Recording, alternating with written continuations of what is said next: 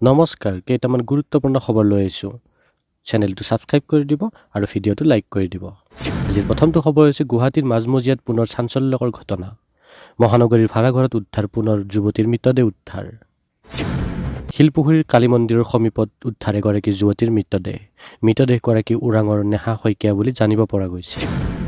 গুৱাহাটীৰ তানিষ্কৰ সোণৰ বিপণীত কৰ্মৰত আছিল নেহা নামৰ যুৱতীগৰাকী। আজি পুৱা ভাড়াঘৰৰ গৰাকীয়ে যুৱতীগৰাকীক ৰহস্যজনক মৃত অৱস্থাত প্ৰত্যক্ষ কৰে। ইতিমধ্যে আৰক্ষীৰ উদ্ধাৰ কৰিছে নেহা শইকীয়াৰ মৃতদেহ।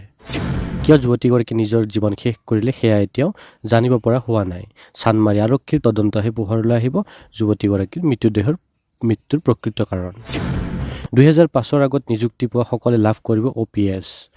NPS প্ৰযোজ্য হ'ব 2005 পিছত নিযুক্তি পোৱা সকলৰ বাবে, জয়ন্ত মল্ল বৰুৱাই এই কথা উল্লেখ কৰে। হাতীৰ আক্ৰমণত কোনো লোকৰ মৃত্যু হ'লে মৃতকৰ আত্মীয়ই এতিয়াৰে পৰা লাভ কৰিব 6 লাখকৈ টকা। 72 ঘণ্টাৰ ভিতৰত মৃত ব্যক্তিৰ আত্মীয়ই পাব লাগিব ক্ষতিপূৰণ। স্থানীয় বিধায়কে বিশেষ উদ্যোগ লৈ জিলা আয়ুক্তৰ পৰা ক্ষতিপূৰণ দিব লাগিব মৃতকৰ আত্মীয়ক। হাতী মানুহৰ সংঘাত সন্দৰ্ভত বিধানসভাত গুৰুত্বপূৰ্ণ আলোচনা। কাজিৰঙা জাতীয় অৰ্কিড আৰু জৈৱ বৈচিত্ৰ্য উদ্যানৰ প্ৰৱেশ পত্ৰত GST ফাঁকি অখিল গগৈৰ। বিধানসভাই অনুমতি দিলে অৰ্কিড উদ্যানত চলিব অভিযান। সদনত এই মন্তব্যত বিত্তমন্ত্ৰী জয়ন্ত মল্ল বৰুৱাৰ। সংঘৰ্ষজৰ্জৰ মণিপুৰত পুনৰ উত্তেজনা। অসম ৰাইফলছৰে ক্ষুব্ধ নগা লোকৰ ভয়ংকৰ সংঘাত। ক্ষোভিত নগাই ৰাজপথত জ্বলাই দিলে 3খনকৈ সেনাৰ বাহন। নগা বিদ্ৰোহীৰ বিৰুদ্ধে চলা অভিযানৰ মাজতে সংঘৰ্ষ। অভিযানত 4জনকৈ নগা লোকক আটক কৰিছিল সেনাই। ঘটনাৰ পাছতে নগা অধ্যুষিত অঞ্চলটোত চেপা উত্তেজনা। গোৱালপাৰাৰ মাটিয়াৰ যুৱক গীতাপন হাজং সন্ধানহীন। মঙলবাৰৰ পৰা নিৰুদ্দেশ যুৱকজন। গুৱাহাটী মহানগৰীৰ শিলপুখুৰীত ভয়ংকৰ ঘটনা। অচিনাক্ত দুৰ্বৃত্তৰ আক্ৰমণৰ বলি ডেলিভাৰী বয়। বুকু আৰু ডিঙিত আঘাতপ্ৰাপ্ত হৈছে বিশাল নামৰ যুৱকজন। দুৰ্বৃত্তৰ আক্ৰমণত গুৰুতৰভাৱে আহত যুৱকজন শ্ৰেণীকোঠীৰ জিংগল বেল স্কুলৰ সন্মুখত এই ঘটনা। সম্প্ৰতি GMCHত চিকিৎসাধীন হৈ আছে যুৱকজন। বজালী নিত্যানন্দৰ দুগ্ধ বিপ্লৱ ৰাজ্যৰ 50টা সমষ্টিলৈ সম্প্ৰসাৰণ ঘটোৱাৰ লক্ষ্য চৰকাৰৰ। তো সদনত মুখ্যমন্ত্ৰীৰ ঘোষণা। অসমত 37ৰ পৰা 14% হ্ৰাস পাইছে দৰিদ্ৰতা। 20% পৰিয়ালক মুক্ত কৰা হৈছে দৰিদ্ৰতাৰ পৰা। মধ্যপ্ৰাচ্যৰ যুদ্ধই সংকটৰ সৃষ্টি কৰিছে বুলি প্ৰকাশ কৰে মুখ্যমন্ত্ৰী। এনে পৰিস্থিতিত চৰকাৰী কৰ্মচাৰীক 60% মৰগীয়া বনছ দিব পাৰিছে। কৰ্মচাৰীক ন্যায় প্ৰদানৰ ক্ষেত্ৰত চৰকাৰ কেতিয়াও পিছ হুহুকা নাই বুলি মুখ্যমন্ত্ৰীয়ে জনায়। আইন সংশোধন কৰি হ'লেও মৰাণ মটকসহ খিলঞ্জীয়া ভূমিপুত্ৰক বনভূমিত ভূমিৰ অধিকাৰ দিব চৰকাৰে। অসমৰ উন্নয়নত বাধা দিয়াসকলক লগত আপোচ কৰা নহ'ব বুলি মুখ্যমন্ত্ৰীয়ে কয়। 5 বছৰৰ ভিতৰত মানকাছাৰত স্থাপন হ'ব মেডিকেল কলেজ। মুখ্যমন্ত্ৰীয়ে জনায় যে 5 বছৰৰ ভিতৰত মানকাছাৰত স্থাপন হ'ব মেডিকেল কলেজ। অসমত নোহোৱা হ'ব সিন্ডিকেট। অসমত কোনো ধৰণৰ সিন্ডিকেট নোহোৱা হ'ব বুলি মুখ্যমন্ত্ৰীয়ে জানিবলৈ দিয়ে। অহা 5 বছৰত ধুমুহাৰ গতিৰে কাম কৰিম বুলি মুখ্যমন্ত্ৰীয়ে জনায়। পাইপেৰে পানী আনি 24 ঘণ্টা জলসিঞ্চনৰ ব্যৱস্থা কৰা হ'ব বুলি জনায়। ভূটান অৰুণাচলৰ পৰা পাইপেৰে পানী অনা হ'ব বুলি মুখ্যমন্ত্ৰীয়ে জানিবলৈ দিয়ে। ছেটেলাইট চিটিত 1 লাখ যুৱক যুৱতীয়ে সংস্থাপন পাব এই বুলি মুখ্যমন্ত্ৰীয়ে আশ্বাস দিয়ে। অসমত 8,457 মেগাৱাট পৰ্যন্ত বিদ্যুৎ উৎপাদনৰ লক্ষ্য।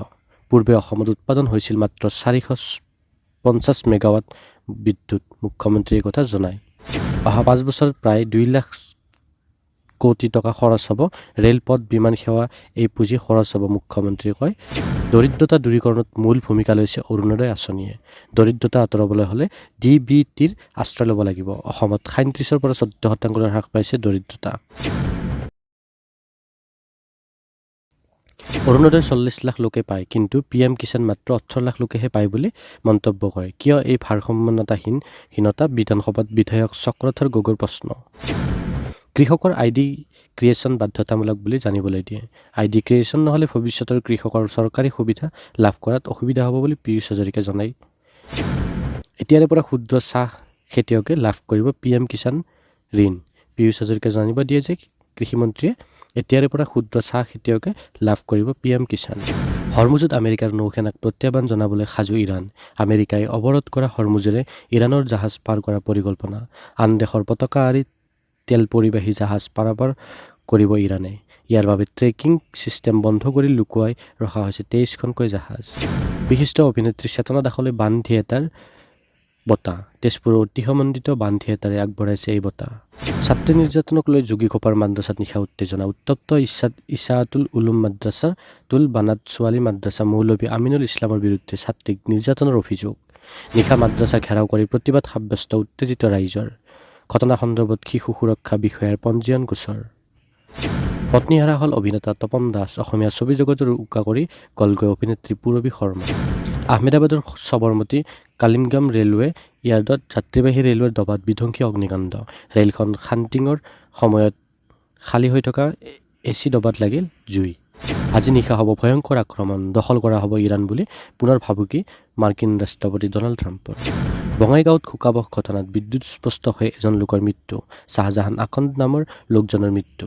বাসগৃহত ফেন ভাল কৰি থকা সময়তে এই অঘটন ঘটে। বিদ্যাপুৰৰ ফুলকুমাৰীত এই কৰুণ ঘটনা। হোজাইৰ ডবকাত শোকাবহ ঘটনা। পুখুৰীত পৰি 3 কিশোৰীৰ মৃত্যু। ডবকাৰ মাদাৰতলীত সংঘটিত এই ঘটনা। মৃত সন্ধ্যা বড়ো, পৱন ৰাউতীয়া, প্ৰীতি বৰ্মন। তিনিওৰে মৃতদেহ উদ্ধাৰ কৰি ডবকাৰ স্বাস্থ্যকেন্দ্ৰলৈ প্ৰেৰণ। হাটশিঙিমাৰীত আৰক্ষীৰ জিম্মাৰ পৰা আছামীৰ পলায়নৰ চেষ্টা। স্থানীয় ৰাইজসহ সহযোগত আছামী জুব্বাৰ শ্বেখক পুনৰ কৰায়ত্ব কৰে আৰক্ষীয়ে। শিলচৰত চাঞ্চল্যকৰ হত্যাকাণ্ড। পত্নীক ডিঙি চেপি হত্যাৰ স্বামীৰ। পাৰিবাৰিক কণ্ডলৰ পৰিণতিত এই হত্যাকাণ্ড। চামগুৰিৰ খালনা আৰক্ষীৰ জালত বহু বিবাহ লগত জড়িত এজন লোক। 16 বছৰীয়া নাবালিকাক বিবাহ কৰাই গ্ৰেপ্তাৰ অনুপম হীৰা। ৰাজ্যত শীঘ্ৰেই গঠন হ'ব 14টা চক্ৰ বিষয়াৰ কাৰ্যালয়। সদনত মুখ্যমন্ত্ৰী ডক্টৰ হিমন্ত বিশ্ব শৰ্মাৰ আজি ঘোষণা। ভাল ঠাইত জুবিন গাৰ্গৰ ছবি অংকন কৰক। জুবিন গাৰ্গক লৈ টনাটনি নকৰিব, তেনে কৰিলে আমিও কষ্ট পাম বুলি গৰিমা শইকীয়া গাৰ্গে মন্তব্য দিয়ে। ধুবুৰীত অবৈধভাৱে গৰ্ভপাত কৰোৱা চক্ৰৰ মাষ্টাৰ মাইণ্ডক গ্ৰেপ্তাৰ। মাষ্টাৰ মাইণ্ড নাৰ্ছক গ্ৰেপ্তাৰ আৰক্ষীৰ। ধুবুৰী চিকিৎসা মহাবিদ্যালয় হাস্পতালত কৰ্মৰত আছিল নাৰ্ছগৰাকী। গুৱাহাটী মহানগৰীৰ পৰা সন্ধানহীন এটি কিশোৰ। খেলি থকা অৱস্থাৰ পৰা নিখোজ কিশোৰটি।